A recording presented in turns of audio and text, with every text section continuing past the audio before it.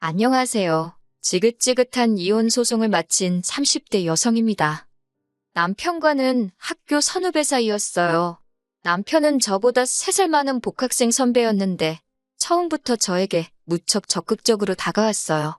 솔직히 저는 그때만 하더라도 남편의 관심과 애정 표현이 부담스러웠는데 어떻게 거절해야 할지 모르겠더라고요. 게다가 주변에서들 제가 남편과 사귀는 것처럼 분위기를 몰아간 덕분에 싫다는 소리를 하기가 더더욱 어려워졌었고요. 그렇게 얼떨결에 사귀게 되었다가 졸업을 하면서 헤어졌습니다. 헤어졌던 남편과 다시 만나게 된 건 30이 넘어서였어요. 아는 선배의 모임에 갔는데 그 자리에 남편도 나왔더라고요. 어색하고 불편해서 먼저 자리를 뜨려 했는데 남편이 먼저 그동안 어떻게 지냈냐며 말을 걸어왔습니다. 그리고 한 번만 더 다시 만나자고 예골복걸 매달리더라고요. 그 무렵 제가 개인적으로 힘든 일이 있기도 했고 그래서인지 결국 남편에게 다시 마음을 열고 많이 의지를 했던 것 같아요. 그렇게 남편과 인연을 다시 만나고 양가의 허락 아래 결혼까지 하게 되었습니다. 하지만 막상 부부의 연을 맺고 나니 남편에게서 생각지도 못한 모습들을 보게 되었어요. 일남 3녀 중 막내로 태어난 남편은 자기 뜻대로 되지 않으면 자기 분에 못 이겨 할 말 못할 말 구분을 못하더라고요. 솔직히 어느 부부가 부부싸움 한 번 안 하며 살겠어요? 그리고 그 이유가 꼭 술이나 여자 문제처럼 크지 않을 때도 있잖아요. 그런데 남편은 아주 사소한 문제로 저랑 부딪히더라도 걸핏하면 이혼 소리를 입에 달고 살았습니다. 노력하자, 잘해보자가 아니라 이럴 거면 이혼하자, 갈라서자, 나가라. 그런 소리를 들으면서도 당장에 이혼하지 않고 버텼던 건 하나뿐인 딸 때문이었어요. 사실 남편의 막말이 시작된 직후 저는 바로 헤어질 결심을 했었습니다. 하지만 그 무렵 몸 상태가 영 심상치 않아 혹시나 하는 마음에 임신 테스트를 해보게 되었고 결과는 두 줄이었지요. 계산을 해보니 허니문 베이비일 확률이 높았고 상황이 원망스러웠지만 어쨌든 제 뱃속에 새로운 생명이 있다고 하니 이유는 차마 할 수가 없었습니다. 그때만 하더라도 다니던 회사도 관뒀지 혼자서 어떻게 아이를 키울 수 있을지 감히 엄두가 나지 않았거든요. 그래서 그때부터는 내 딸 하나만 잘 키우자 그 생각만 하면서 살자고 결심했네요. 시간이 흘러 결혼한 지 4년차가 되던 해였습니다. 4년 동안 이미 남편의 막말에 어느 정도 익숙해져서 너머라냐 떠들어라 안 듣는다 하고 흘려듣기 일쑤였어요. 처음 작정했던 것처럼 오로지 딸 하나만 보면서 살았네요. 그런 와중 너무나 건강하시고 정정하셔서 90까지도 거뜬히 사시겠구나 싶었던 아버님이 하루아침에 쓰러지시더니 일주일을 버티지 못하시고 돌아가셨습니다. 문제는 장례식을 마치자 어머님께서 대뜸 당신은 제사 안 지낸다고 하시더라고요. 원래도 제사가 없던 집이라서 솔직히 저는 이상할 게 없다고 생각했어요. 그런데 순식간에 집안은 발칵 뒤집어졌습니다. 결혼할 때도 들은 바가 없어 전혀 몰랐는데 알고 보니 돌아가신 아버님과 어머님은 재혼한 사이셨더라고요. 재혼해서 같이 산 세월은 10년 남짓이었고 아무튼 제사를 지내지 않겠다는 어머님의 말에 신우들이 개거품을 물더라고요. 불쌍한 자기들 아버지 제사밥도 못 얻어먹는 거냐며 얼마 전까지 어머님이라 부르던 사람한테 박 여사님, 아줌마, 별의별 호칭으로 갈아내려 부르더라고요. 며느리였지만 그래도 제 3자로서 봤을 땐 솔직히 신우들이 이상해 보였어요. 그렇게 돌아가신 아버님이 불쌍하면 지들 중 한 명이 총대 메고 제사 올리면 되는 거 아닌가 싶어서요. 살아생전 점잖으신 아버님이 어디선가 이 꼴을 보시면 뭔 소리를 하시겠나. 돌아가신 분도 편치 않겠다. 그런 생각도 들었고 아무튼 머리채만 안 잡았지 개싸움도 저런 개싸움이 없다 싶었지요. 그런데 대뜸 다음 날인가 그 다음 날인가 남편이 의기양양하게 집에 들어오더니 이제부터 제사는 지가 지낸답니다. 어이가 없었지요. 지가 무슨 수로 제사를 지내겠어요? 어떻게 하는지 두고 보자 싶어서 제사 전날까지도 모른 채 했습니다. 그런데 남편이 저희 친정어머니께 전화를 했던 모양이에요. 친정어머니께서 저더러 그래도 며느리 도리한다 생각하고 제사는 올리랍니다. 덕을 쌓는다 생각하라나요. 생각지도 못한 전화를 친정어머니께 받고 나니 너무 속상하더라고요. 남편이란 인간이 장인장모 어려운 게 없나 싶기도 하고, 사실 친정부모님이 속상해 하실까봐 그동안 어떻게 사는지 미주 알고 주알 말하지 않았거든요. 그러니 딸내미 속도 모르고 제사를 올려드려라 마라 하신 거겠지요. 어쩔 수 없이 딱 이번만이다 생각하고 그렇게 아버님이 돌아가신 지 한 달 만에 제사를 지내게 되었습니다. 하지만 몇 시까지 오겠다며 호언장담하던 신우 셋이 다 같이 짝이라도 한 듯 제가 음식 준비를 다 하고 나서야 도착하더라고요. 피곤하고 짜증도 나고 제사 지내고 가시라 하고 저는 그냥 방에 들어와 버렸어요. 그리고 얼마나의 시간이 흘렀나 살짝 잠이 들었는데 큰 신우가 저를 깨우더라고요. 자기들 이제 집에 간다면서요. 당연히 제사상이고 뭐고 치워진 거 하나도 없었고 어지럽혀진 집안을 보고 머리가 아파왔지만 그래도 정리를 하고 가라 마라 뭐 그런 소리도 안 했습니다. 그런데 둘째 신우가 부엌에서 부시럭거리고 있어 들여다보니 제가 한 음식을 챙기고 있더라고요. 제가 지금 뭐 하시냐 하니 이거 어차피 두고 가봤자 저랑 남편 둘이서 다 먹지도 못하지 않냐며 음식 남기면 벌 받는다고 자기가 가져간답니다. 제가 됐다고 벌 받아도 제가 받는다고 음식에 손 떼지 말라 했어요. 가뜩이나 그 음식 혼자 다 하느라 죽는 줄 알았는데 내가 미쳤다고 그걸 퍼주기까지 하나 싶었으니까요. 둘째 신우가 저더러 치사하답니다. 저는 신우더러 일도 안 하고 남의 것 가져가려는 그 심보도 참 고약하네요. 그러고 사부쳤어요. 그러자 큰 신우랑 막내 신우까지 나서서는 어디 윗사람한테 그러고 덤비냐입니다. 그걸 아는 분들이 어머님께 그리 덤볐냐니까 저더러 집안일에 끼어들지 말래요. 그래서 저도 그럴 생각이라고 확실히 선 그어줘서 고맙다 했네요. 그러자 남편이 아주 생난리를 쳐댔어요.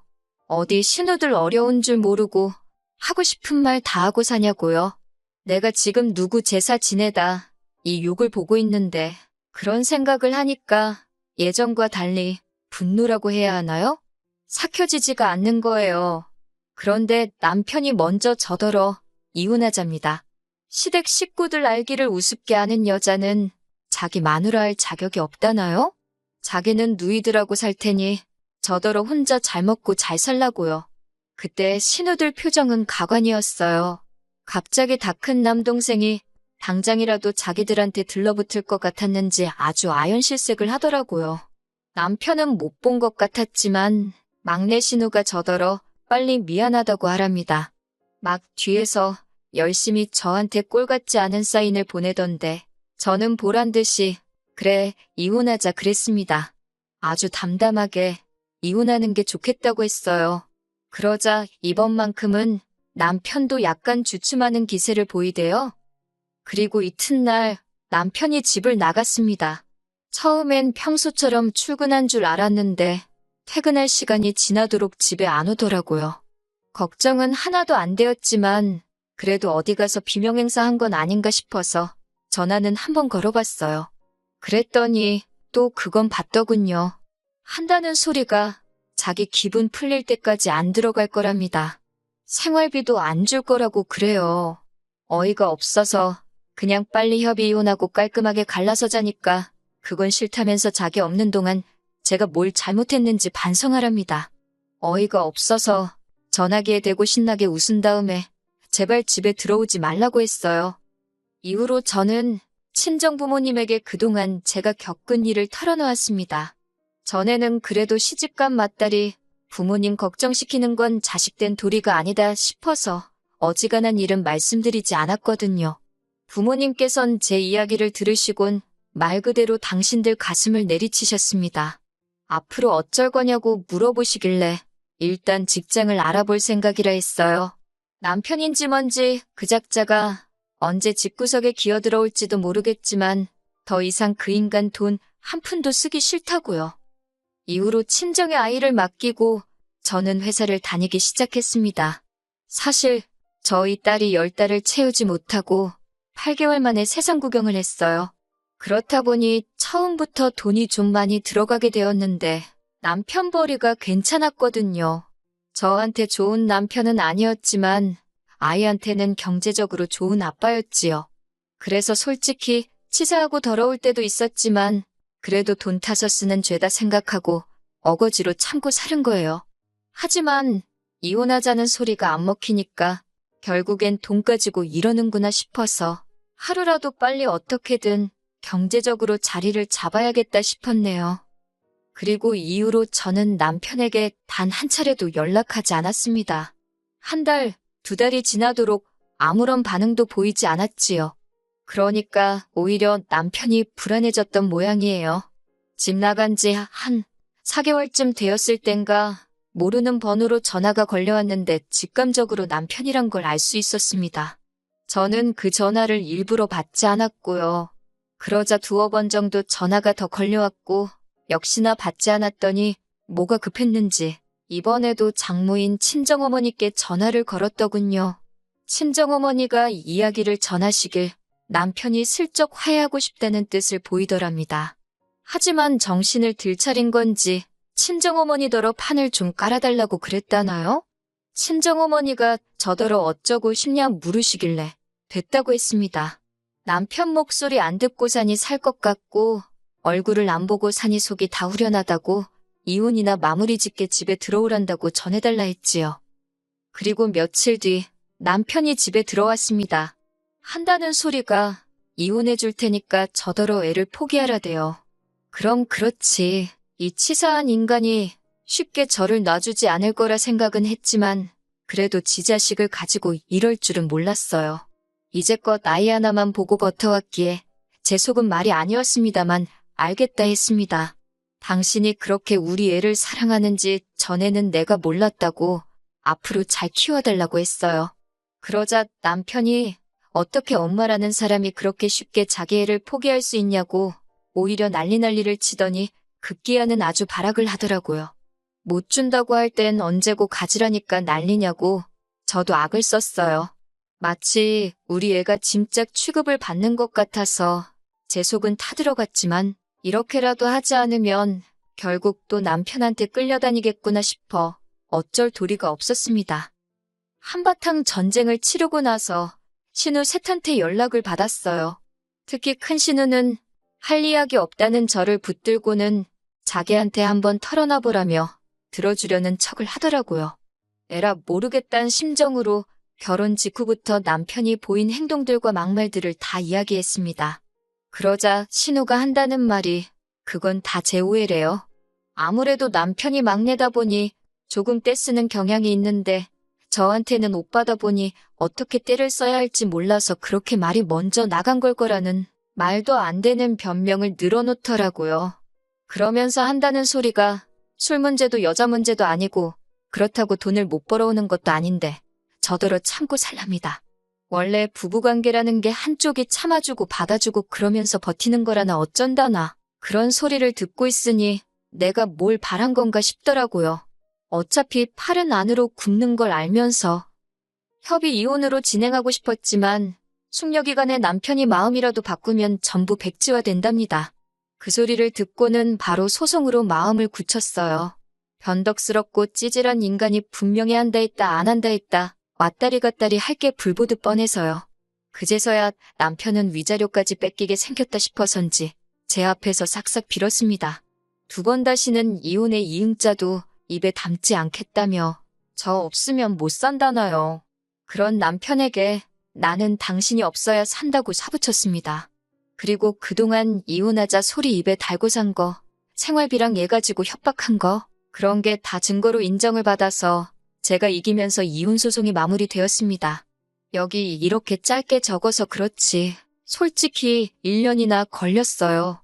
아, 양육권도 제가 가지고 왔습니다. 물론 애아빠다 보니 어쩔 수 없이 한 달에 한두 번은 애를 보여주기 위해 만날 수밖에 없지만요. 원래는 이혼하기까지의 과정에서 본의 아니게 친정부모님께서 고생을 하게 만들었었지요.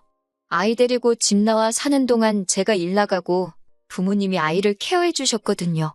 그런데 이제는 이혼도 했고 양육비도 남편한테 꼬박꼬박 받게 되었으니 부모님 집에서 나오게 되었고 지금은 아이랑 둘이서 지내고 있습니다. 남편과 이혼하게 된 걸 누구 탓을 할 순 없지만 그걸 가지고 저희 부모님이 고생하실 필요도 없다고 생각하거든요. 신혼 때부터 걸핏하면 이혼 노래를 부르던 남편은 막상 이혼하고 나니 정신 차렸나 봅니다. 돈 잘 벌면 뭐합니까? 아버님 돌아가시자마자 어머님은 핏줄도 아닌 자식들과는 진작에 연을 끊었으니 막상 혼자 살게 되니 밥이고 집안일이고 다 자기가 하게 되었으니 불편해서 저러는 게 분명하다는 생각이 들더군요.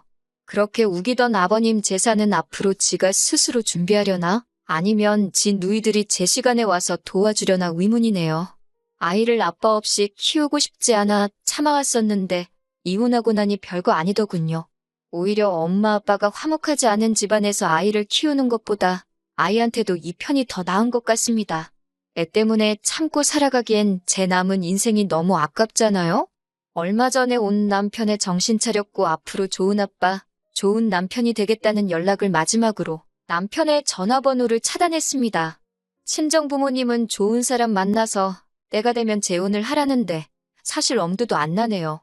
돈 벌어오는 거 당연히 수고스럽고 고마운 일이지만 그걸 가지고 생색내면서 뒷바라지해주고 애 키워주고 저는 식모도 아니고 남편의 엄마도 아니니까요. 돈 잘 벌면 결혼 상대보다 집에서 일해주는 사람을 구해야지요. 아무튼 결과적으로 그럭저럭 저는 잘 지내고 있습니다.